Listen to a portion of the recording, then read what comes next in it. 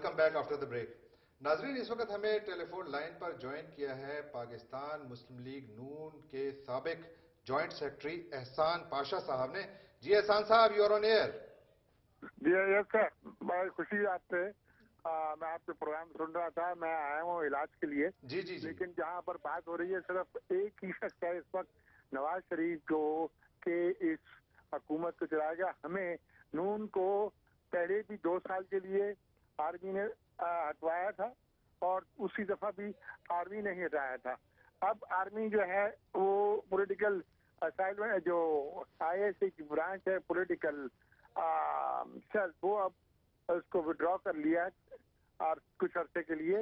اور میں سمجھتا ہوں کہ جو انفراسٹرکچر نواز شریف نے بنایا تھا, اگر وہ کنٹینیو رہتے تو آج ہماری اکانومی, ہماری ہر چیز, انمپلائمنٹ جو اس وقت ہے اور جو حالات ہیں ہمارے لون کے, وہ ایسے نہیں ہوتے. لیکن پاشا صاحب, آپ کی ہم نے 2 دور حکومت دیکھے ہیں اور اس دوران آپ لوگوں نے بلا شبہ کچھ اچھے کام بھی کیے, لیکن ساتھ ساتھ جب آپ لوگ جا رہے تھے 99 میں, اس وقت سب کو پتا ہے پاکستان آلموسٹ بینکرپٹ تھا.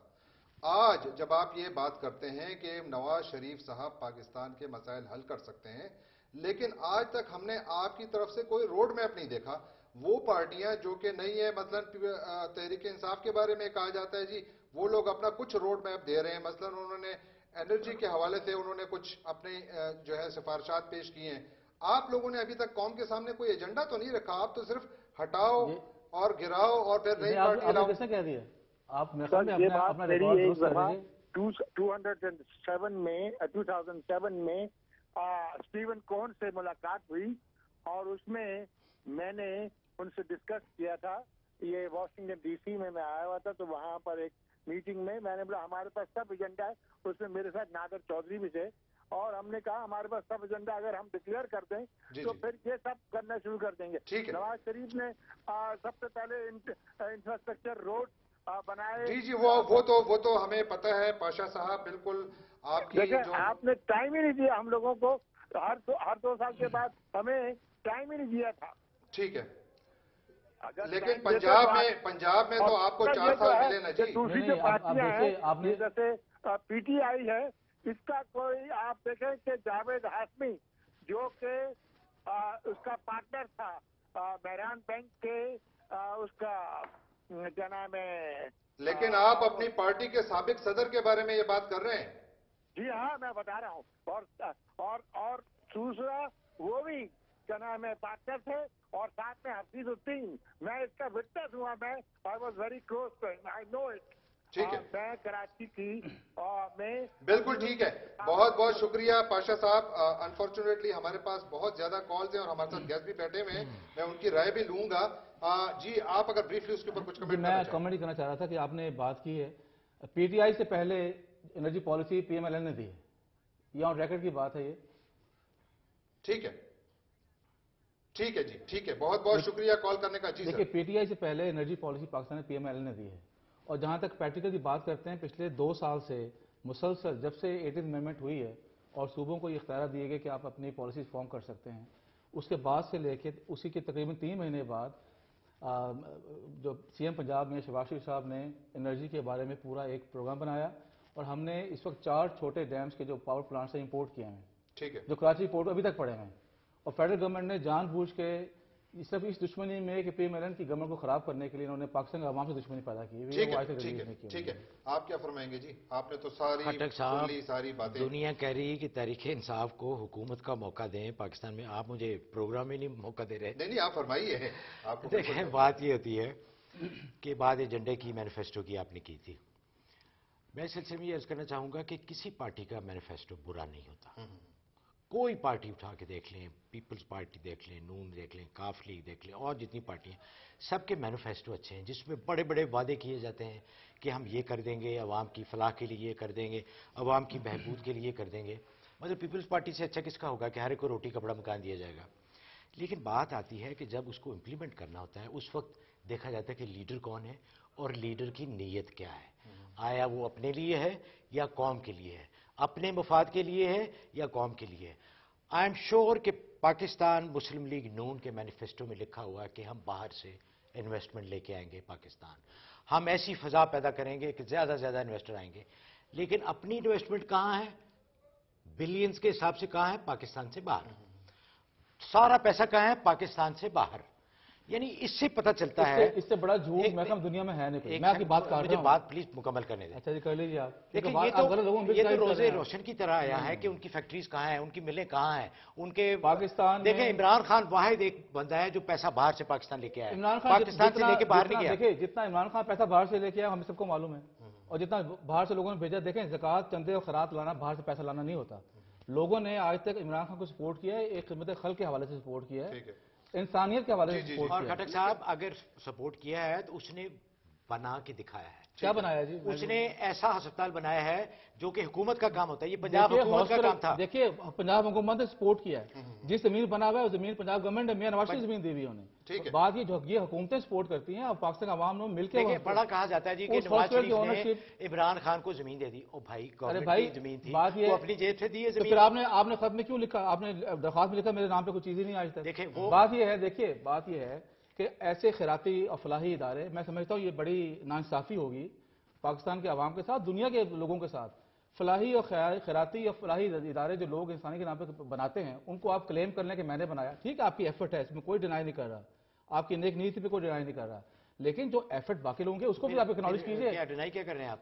نہیں لیکن میں ذرا ڈاکٹر منظور اعجاز صاحب کی طرف جانا چاہتا ہوں۔ جی ڈاکٹر صاحب، آپ نے ہماری گفتگو سنی اور ہمارے ناظرین کے سوالات بھی سنے، اور مختلف پارٹیز کا مختلف نقطہ نظر ہے۔ کیا آپ سمجھتے ہیں کہ پاکستان میں کوئی ایسی سیاسی قیادت موجود ہے جو پاکستان کے اتنے بڑے پہاڑ جیسے مسائل کو حل کرنے کے قابل ہے؟ کھٹک صاحب پہلے تو میں ایک چیز آن ریکارڈ ٹھیک کرنا چاہتا ہوں۔ جی جی جی۔ بھٹو نے 1972 میں کسی جلسے میں ادھر تم ادھر ادھر ہم نہیں کہا تھا۔ ٹھیک ہے۔ یہ عباس جو اپنا جی عباس اطہر صاحب جو کالمنسٹ ہیں، کالمسٹ ہیں، ان کی یہ سرخی تھی مساوات میں، مساوات میں۔ ان کی سرخیاں اس زمانے میں بہت ہٹ ہوتی تھی، یہ وہ سرخی نکالنے کے بادشاہ تھے۔ تو یہ سرخی انہوں نے نکالی تھی، بھٹو صاحب نے کہا نہیں تھا۔ پہلی بات یہ ہے، یہ ریکارڈ پہ صاف ہونی چاہیے۔ حالانکہ میں پیپلز پارٹی ڈاکٹر صاحب اس کا موجودہ حالات سے کیا تعلق ہے؟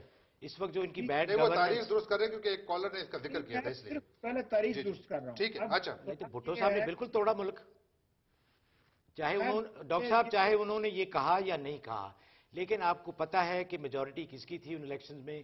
انہوں نے اوپنلی کہا تھا کہ جو وہاں جائے گا اسمبلی میں اس کی ٹانگیں توڑی جائیں گی، کیونکہ بھٹو صاحب کا پتا تھا کہ بنگالیوں کے ہوتے ہوئے، ان کی ووٹوں کی اکثریت کے ہوتے ہوئے کبھی پاور میں ہی نہیں آ سکیں گے۔ میرے خیال میں جو ذمہ داری تھی وہ یحییٰ خان کی تھی۔ نہ ڈاکٹر صاحب آپ اس طرح ان کو بالکل بری زباں کرانا دیں پلیز۔ یہ فیصلہ جو تھا یہ یحییٰ خان نے کرنا تھا کہ اس نے کس کو حکومت دینی ہے اور کس کو حکومت نہیں دینی۔ لیکن بھٹو صاحب نے حالات ایسے پیدا کرنی دیے تھے۔ بھٹو صاحب سیاستدان تھے، بھٹو صاحب اپنی سیاستدان کا مطلب یہ ہوتا ہے کہ اپنی ذات کے لیے جو مرضی کرو، چاہے ملک دو ٹکڑے ہو جائے، اس کو آپ سیاست کہتے ہیں؟ لیکن ان کو آپ ذرا بات کرنے دے رہے ہیں۔ تو دوسری طرف جماعت اسلامی تھی جس نے اپنا وہاں شمس بدر بن کے فوج کا ساتھ دیا، تو ہم ان کی بات بھی تو کر لیں۔ موضوع سے ہٹ رہے ہیں اس وقت۔ جی میں یہی کہہ رہا ہوں ڈاکٹر صاحب، موضوع کی طرف آئیں واپس۔ آپ اس طرف گئے، میں اپنے موضوع کی طرف واپس آتا ہوں۔ میرے خیال میں اس وقت پاکستان میں جو سب سے میچور پولیٹکس کی ہے پچھلے 4 سال میں، بلا شبہ میرے خیال میں وہ نواز شریف نے کی ہے۔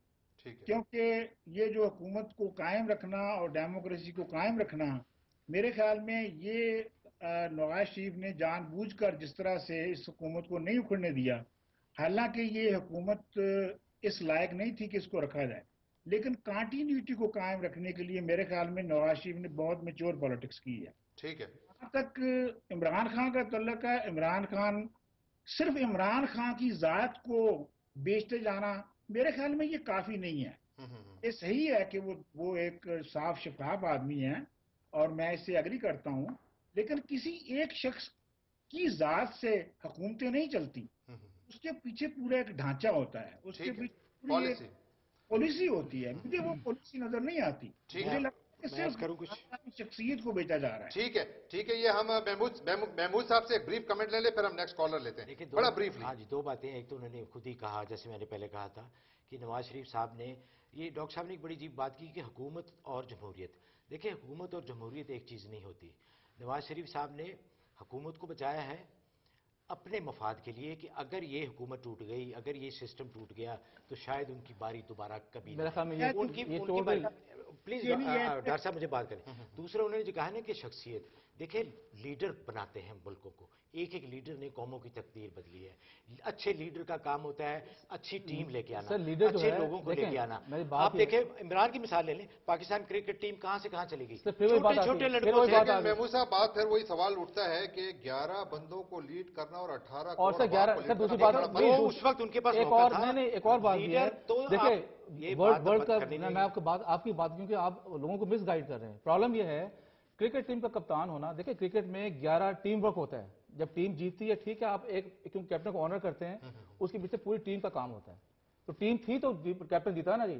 ये मंजूर साहब बिल्कुल सही कह रहे हैं, एक शख्स के पीछे टीम ही नहीं है, तो आप टीम वर्क कैसे करेंगे? लेकिन क्या वजह है कि जब जावेद हाशमी आपकी पार्टी के सदर होते हैं, वो अजीम लीडर होते हैं, जब वो तहरीक इंसाफ में चले जाते हैं तो वो आपको जीरो में दर्ज। देखिए, हमने ये नहीं कहा, मैंने आपको कतई ये नहीं कहा, मैंने ही बताया है। देखिए, हुकूमत बनाने के लिए 1, 2, 4 बंदों से फर्क नहीं होता। हुकूमत चलाने के लिए, बनाने के लिए खास तौर पे मैं ये भी कहना चाहता हूं आपके साथ, पाकिस्तान के जो हालात हैं इस वक्त, पूरी कौम में इस वक्त यूनिटी चाहिए। पाकिस्तान के तमाम लोगों की माइंड एंड थॉट्स चाहिए, सबकी एफर्ट चाहिए, और हमें बजाय लेग पुलिंग करने के हमें ये चाहिए कि हम मुल्क में तामीरी काम करें। जहां तक लेकिन देखिए, तामीरी काम सिर्फ एक मैं आपकी बात काट रहा हूं, लेकिन ये हम लोग बहस से थोड़ा दूसरी तरफ जा रहे हैं। तामीरी काम के लिए सिर्फ क्या यही जरूरी है कि आपने एक करप्ट हुकूमत को कांधा दिया हुआ है और उसको आपने खुली छुट्टी दी हुई है? अच्छा, आप मुझे बताएं कि अगर मैं आपसे पूछूं कि जी आप लोगों ने, चले ब्रेक का वक्त हुआ जाता है, मुझे डायरेक्टर साहब मेरे कान में चीख रहे कि जी हमें ब्रेक लेनी है। नाजरीन, हम एक छोटी सी ब्रेक के बाद दोबारा वापस आते हैं, प्लीज स्टे विद अस।